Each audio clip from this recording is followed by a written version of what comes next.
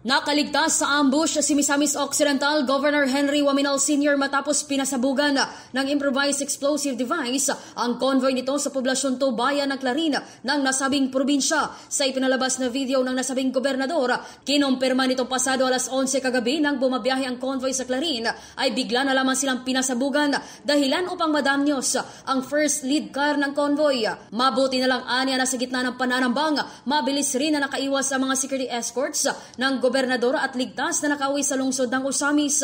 Kaugnay nito, mariing kinundina ng Police Region Office 10 ang pag-atake laban sa gobernador. Inatasan naman ang lahat ng police units sa Misamis Occidental na magsagawa ng checkpoints at dragnet operation upang madakip ang mga sospek habang nagpapatuloy ang malalimang investigasyon.